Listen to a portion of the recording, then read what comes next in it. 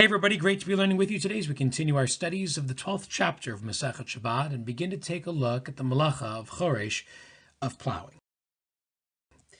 In our lesson today we have two goals. The first is to better understand some of the toladot of Choreish, some of the associated actions that fall under the primary category of plowing, and then to understand a key disagreement in the Mishnah that will help us better understand why these particular actions, these toladot, are forbidden as part of Choreish. So you'll recall that the Malacha of Choreish, of plowing, which is forbidden on Shabbat, is designed to make holes in the ground to allow seeds to be planted more easily and begin the growth process.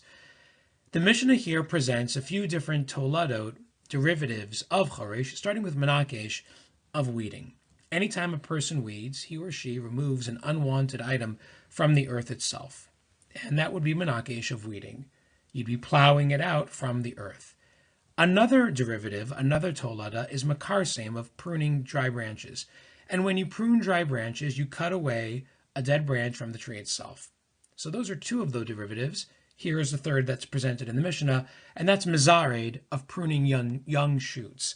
Young shoots are, as you can see in the diagram in front of you, not fully grown branches, like in the case of makarsem, of cutting away actual branches from the tree.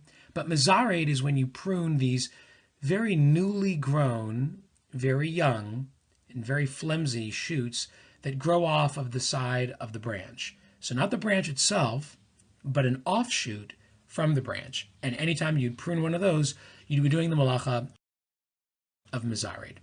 And so here, the Mishnah presents three different toladot of Choreish, menakesh, makarsem, and mizared. And there's a machloket that's shared in the commentaries between the Rambam and Rashi about how to understand the basis for these three toladot.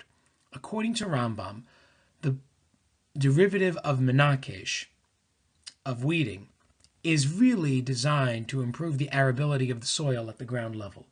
You see, anytime you want to improve the consistency of the soil and the ability of the soil to be able to deliver nutrients to things that are planted in it, you have to make sure that it's arable. And that means that oxygen flows to the base of the soil itself.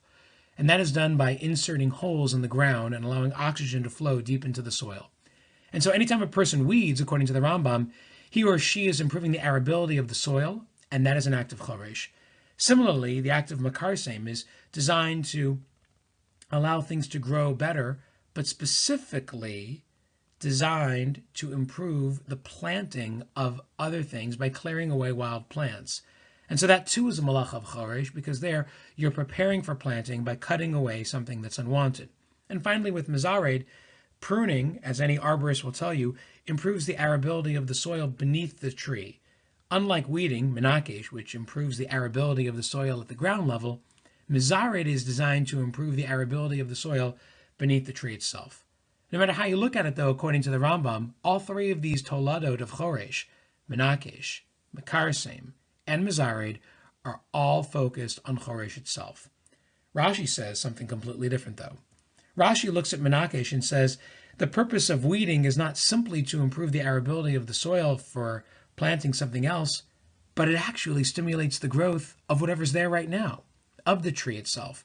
And so if a person were to weed around the tree, it's actually improving the ability of the tree to grow. That's not Choreish, that's Zoreah, which is promoting tree life.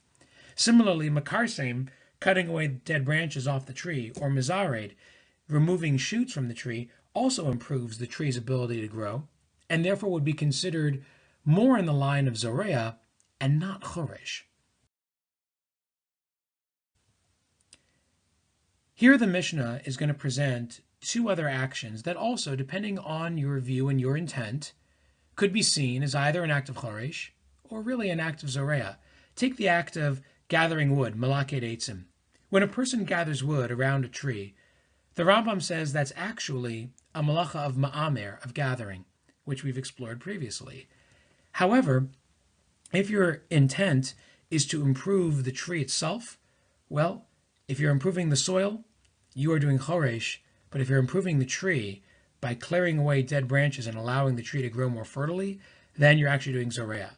So again, this is another example of how intention changes the entire malacha itself. Depending on your intent, whether it's to improve the soil or to improve the tree's growth, you might be doing either one or two different malachot simultaneously, Choreish and Zoreah. And finally, the Mishnah presents one other aspect here, and that is if the intent is not to improve the soil and not to improve the tree, but rather simply to gather wood for the purpose of lighting a fire, then the Mishnah rules that as long as a person gathers enough wood that would be able to cook an egg, which does not require a considerable flame or a considerable amount of time, then that person has violated the malacha as well. There's one other action that's presented by the Mishnah here, and that is Malachi Tasavim, gathering grass. After a person cuts the grass and gathers it into piles, what is the goal and what is the malacha? So according to the Mishnah, if the person gathers grass simply to feed an animal, then we would say that any amount that a person gathers would be sufficient to violate the malacha. And here the Mishnah uses a young goat as an example, since a young goat doesn't require a whole lot of grass to be fed. If, however, the purpose of the malacha is not simply to feed an animal, but to improve the earth around it, then, like we said before, any amount of gathering would be a problem, since that would likely result in the malacha of ma'amer.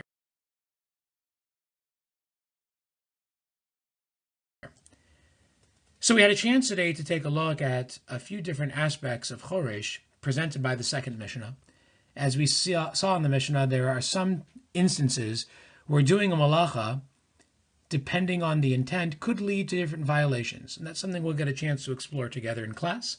Looking forward to learning with you and continuing the conversations and deepening the learning when we return.